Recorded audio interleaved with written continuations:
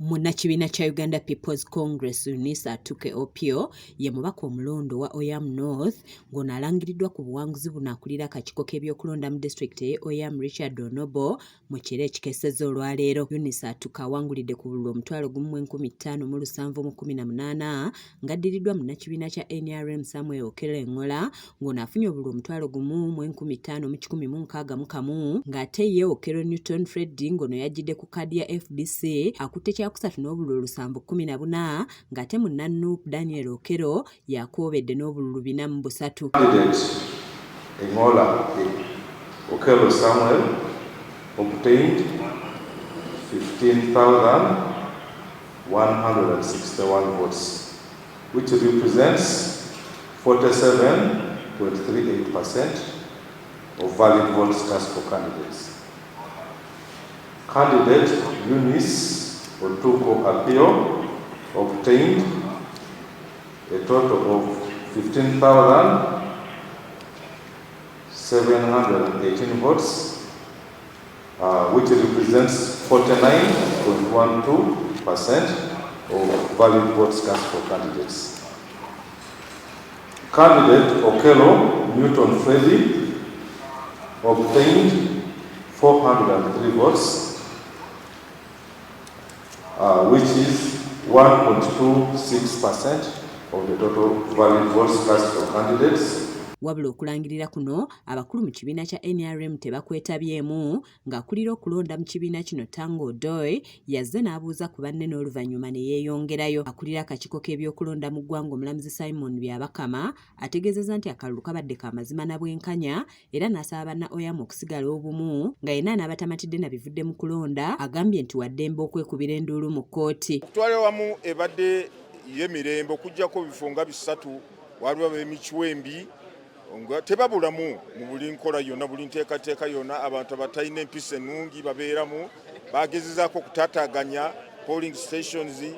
Waliwo polling station bayonoonye ebintu byonna neffe kakiiko k'ebyokulonda twaze tumaliridde ne tugamba nti wadde wabaddewo wano okutaataaganya polling station eno abantu abatanalonda balina okukkirizibwa bagende mu maaso balonde era kyasobose ti omanyi amateeka ekirungi kya demokrasiya buli kintu kibeerako kwegamba engeri gy'osobola okulaga nti tokkiriziganya nakyo. Kakati amateeka gagamba nti ebivudde mu kulonda biba bimaze okulangirirwa ne wabaayo omuntu atamatidde addukire mu kooti.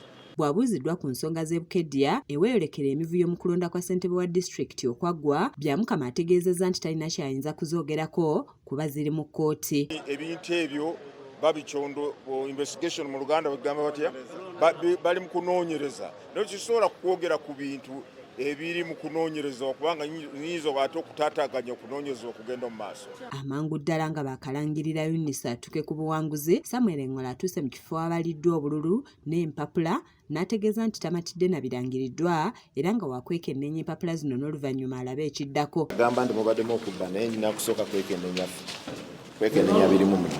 That's why I'm saying we shall, after scrutinizing this, we shall get the next course of action.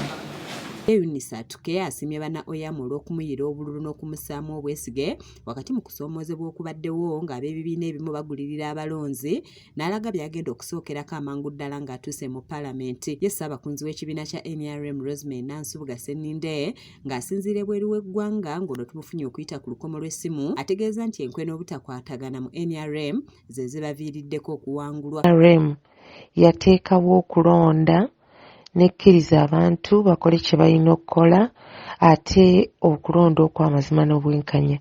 Nze nzikiriza nti okulonda kwabaddewo era kwawedde bwe kiba nga bwe kityo bwe kyagenze. Of course katukkirize ebyo ebyabaddewo naye nga ekyamazima twakoze kye tulina okukola.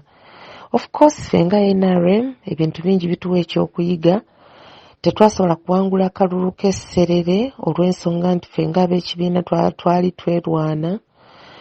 Ate ekyokubiri kati ng'akalulu ke Oyam North ffe nga bannakibiina tugenda kugezaako okulaba exactly okusoomozebwa kwavudde ludda wa ng'oggyeko eky'obululu bwaffe obwakyusiddwa. Wabula okulangirira nga tekunnabaawo, banna NRM bayisizza ebivvulu mu kiro ekikeesezza olwaleero nga bawaga n'okulaga nga akalulu bwe baamaze dda okukawuuta obuva, nga nampala wa gavumenti Honorable Hamson Obua yategeezezza nga bwali omusanyufu olw'obululu banna Oyam bwe bayiiridde omwana w'omugenzi Engola, wabula akaseera mpawe kaaga ebintu byakyuse okukakana nga munna UPC Eunice Atuke abakubye akalulu. I want to salute the people of Oyam North for a very, very peaceful campaign in this by-election.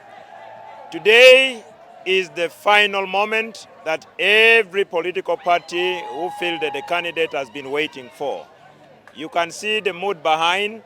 From preliminary results, the NRM candidate, that is Junior Engola, is still on the lead. We are optimistic that he is going to maintain this lead, sustain it, and it will be announced the eventual winner of this particular by-election. Nze Aneti Namatovu ku Lwaki TV Agaleero.